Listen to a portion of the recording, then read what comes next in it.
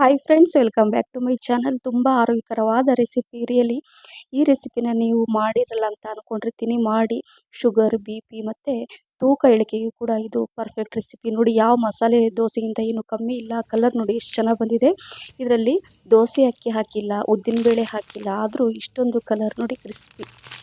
Really ಇಷ್ಟು crispy ಇದೆ ಅಂದರೆ ಈ ದೋಸೆ ನೀವು ಒಮ್ಮೆ ತಿಂದರೆ ಮತ್ತೆ ಮತ್ತೆ ಇದೇ ದೋಸೆ ಬೇಕು ಅಂತೀರ. ಅಷ್ಟೊಂದು ರುಚಿಯಾಗಿರುತ್ತೆ, ತುಂಬ ಚೆನ್ನಾಗಿ ರುಚಿಯಾಗಿರುತ್ತೆ. ಹೌದು, ಯಾವ ರೀತಿ ಮಾಡೋದು ಈ ದೋಸೆ ಅಂತ ನೀವು ಯೋಚನೆ ಮಾಡ್ತಾ ಇದ್ದೀರಾ? ಹೌದು ಫ್ರೆಂಡ್ಸ್, ಇದು ತುಂಬಾ ಹೆಲ್ದಿ ಆದಂತಹ ಹೈ ಪ್ರೋಟೀನನ್ನು ಹೊಂದಿರುವಂತಹ ಈ ದೋಸೆ. ನೋಡಿ ಎಷ್ಟು ಚೆನ್ನಾಗಿ ಕಲರ್ ಬಂದಿದೆ. ಹೈ ಪ್ರೋಟೀನ್ ಆರೋಗ್ಯಕರವಾದ ರೆಸಿಪಿ. ನಿಮಗೆ ಹೋಟ್ಲಲ್ಲಂತೂ ಈ ದೋಸೆ ಸಿಗಲ್ಲ ಅಂತ ನಾನು ಹೇಳ್ತಾ ಇದ್ದೀನಿ. ಹಾಗಾಗಿ ಮನೆಯಲ್ಲೇ ಈ ರೀತಿ ಮಾಡಿ ಇಷ್ಟವಾಗುವ ಚಟ್ನಿ ಮತ್ತು ಸಾಂಬಾರು ಜೊತೆಗೆ ತಿಂತಾ ಇರ್ತೀರಾ. ಹೊಟ್ಟೆ ತುಂಬುತ್ತೆ. ಅದರ ರುಚಿ ಮಾತ್ರ ಇನ್ನೂ ಬೇಕು ಅನಿಸುತ್ತೆ. ಬನ್ನಿ ಯಾವ ರೀತಿ ಮಾಡೋದು ಅಂತ ನೋಡೋಣ.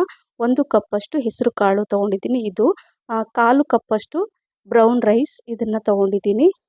ದೋಸೆ ಅಕ್ಕಿಯೆಲ್ಲ ನಾನು ತೊಗೊಂಡಿಲ್ಲ. ಬ್ರೌನ್ ರೈಸ್ ಆರೋಗ್ಯಕ್ಕೆ ಒಳ್ಳೆಯದು. ಹಾಗೆ ನೋಡಿ, 2 ಟೀ ಸ್ಪೂನಷ್ಟು ಮೆಂತ್ಯಕಾಳು, 3 ಟೀ ಸ್ಪೂನಷ್ಟು ಕಡಲೆಬೇಳೆ. ಸೊ ಇದರಿಂದ ತುಂಬ ಚೆನ್ನಾಗಿ ಕಲರ್ ಬರುತ್ತೆ. ಯಾವುದೂ ಸ್ಕಿಪ್ ಮಾಡಬೇಡಿ, ಎಲ್ಲ ಹಾಕ್ಕೊಂಡು ನಾನು ಯಾವ ರೀತಿ ಮೆಸರ್ಮೆಂಟಲ್ಲಿ ನಿಮ್ಗೆ ತೋರಿಸಿದ್ನಲ್ವ ಅದೇ ರೀತಿಯಲ್ಲಿ ಹಾಕ್ಕೊಂಡು ಇದನ್ನು ಒಂದು 4ರಿಂದ 5 ಟೈಮು ಚೆನ್ನಾಗಿ ತೊಳೆದ್ಬಿಟ್ಟು ಇದನ್ನು ನಾನು ಓವರ್ ನೈಟ್ ನೆನೆಸ್ಲಿಕ್ಕೆ ಇಡ್ತೀನಿ. ನೋಡಿ, ಈಗ ಬೆಳಗ್ಗೆ ತೋರಿಸ್ತಾ ಇದ್ದೀನಿ ನಾನು. ನೋಡಿದ್ರಲ್ಲ ಎಷ್ಟು ಚೆನ್ನಾಗಿ ನೆಂದಿದೆ. ಕಲರ್ ಕೂಡ ಎಷ್ಟು ಚೆನ್ನಾಗಿದೆ ನೋಡಿ ಹೆಸರು ಕಾಳು. ಸೊ ಕರೆಕ್ಟಾಗಿ ಇದು ಏನಂದರೆ ಚೆನ್ನಾಗಿ ನೆಂದಿದೆ. ಈ ರೀತಿಯಾಗಿ ನೆಂದರೆ ದೋಸೆ ತುಂಬ ಚೆನ್ನಾಗಿ ಬರುತ್ತೆ. ರಾತ್ರಿ ನೆನೆಸ್ಬಿಡಿ, ಬೆಳಗ್ಗೆ ಎದ್ದು ಮಾಡಿ. ನೀವು ಬೆಳಗ್ಗೆ ಬ್ರೇಕ್ಫಾಸ್ಟ್ ಮಾಡಿದ ಮೇಲೆ ಹಾಗೆ ಫ್ರಿಜ್ಜಲ್ಲಿ ಇಡಕ್ಕೆ ಹೋಗ್ಬೇಡಿ. ಮಧ್ಯಾಹ್ನ ಇನ್ನೂ ತುಂಬ ಚೆನ್ನಾಗಾಗುತ್ತೆ. ಈಗ ಇದನ್ನು ಸ್ವಲ್ಪ ನೀರೆಲ್ಲ ತೆಗೆದ ನಂತರ ಈಗ ಮಿಕ್ಸಿ ಜಾರಲ್ಲಿ ಇದನ್ನು ಹಾಕ್ಕೊಂಡು ರುಬ್ಕೊಳ್ತೀನಿ. ರುಬ್ಲಿಕ್ಕೆ ಎಷ್ಟು ಬೇಕೋ, ಸ್ವಲ್ಪ ಅವಶ್ಯಕತೆ ಎಷ್ಟು ಬೇಕಾಗುತ್ತಲ್ಲ ಅಷ್ಟು ನೀರು ಹಾಕ್ಕೊಂಡು 2 ಇಂಚಷ್ಟು ಹಸಿ ಶುಂಠಿ, 6ರಿಂದ 7 ಹಸಿಮೆಣಸಿನ್ಕಾಯಿ, ಸ್ವಲ್ಪ ಜಾಸ್ತಿ ಪ್ರಮಾಣದಲ್ಲಿ ಕೊತ್ತಂಬರಿ ಸೊಪ್ಪು ಹಾಕ್ಕೊಂಡು ನೋಡಿ ಫೈನಾಗಿ ರುಬ್ಕೋಬೇಕು. ತರಿಯಾಗಿ ಎಲ್ಲ ರುಬ್ಕೊಳಕ್ಕೆ ಹೋಗಬಾರ್ದು. ನೋಡಿ ಈಗ ನಾನು ಒಂದು ಪಾತ್ರೆಯಲ್ಲಿ ಇದನ್ನು ಹಾಕ್ಕೊಳ್ತೀನಿ. ಅದೇ ರೀತಿ ಉಳಿದಿರುವಂತಹ ಏನು ಅಂದರೆ ಹೆಸರು ಕಾಳು ಮತ್ತು ಅಕ್ಕಿ ನೆನೆಸಿದ್ವಲ್ವ, ಸೊ ಅದನ್ನು ಉಳಿದಿರೋದನ್ನು ಹಾಕ್ಕೊಂಡು ಸ್ವಲ್ಪ ನೀರು ಹಾಕ್ಕೊಂಡು ರುಬ್ಕೊಂಡು ಇದರಲ್ಲಿ ಹಾಕ್ಕೊಳ್ತೀನಿ. ಈಗ ಕರೆಕ್ಟಾಗಿ ಇದನ್ನು ಮಿಕ್ಸ್ ಮಾಡ್ಕೊಳ್ಳೋಣ. ದೋಸೆ ಹಿಟ್ಟಿನ ಹದಕ್ಕೆ ಮಿಕ್ಸ್ ಮಾಡ್ಕೋಬೇಕು. ಇಲ್ಲಿ ರುಚಿಗೆ ತಕ್ಕಷ್ಟು ಸ್ವಲ್ಪ ಉಪ್ಪನ್ನು ಹಾಕ್ಕೋಬೇಕು.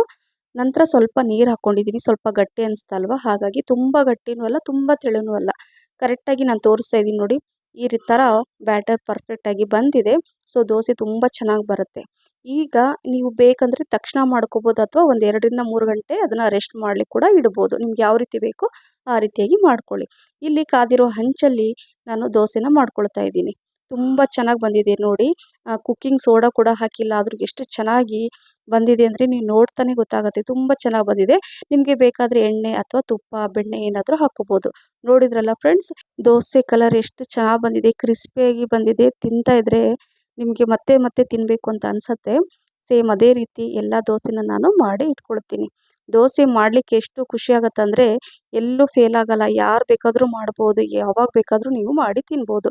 ಈ ಆರೋಗ್ಯಕರವಾದ ಈ ದೋಸೆ ನೀವು ಒಮ್ಮೆ ತಿಂದರೆ ರಿಯಲಿ ಫ್ರೆಂಡ್ಸ್, ಇದು ತುಂಬ ರುಚಿ ಇರುತ್ತೆ. ನೀವು ಪದೇ ಪದೇ ಮಾಡಿ ತಿಂತೀರಾ. ನೋಡಿ ಎಷ್ಟು ಚೆನ್ನಾಗಿ ಕ್ರಿಸ್ಪಿಯಾಗಿದೆ. ನೋಡ್ತಾನೆ ನಿಮ್ಗೆ ಗೊತ್ತಾಗುತ್ತೆ. ನೋಡಿದ್ರಲ್ಲ, ಒಂಥರ ಪೇಪರ್ ಥರ ಕೂಡ ಕ್ರಿಸ್ಪಿಯಾಗಿರುತ್ತೆ. ಕಲರ್ ಕೂಡ ತುಂಬ ಚೆನ್ನಾಗಿ ಬಂದಿದೆ.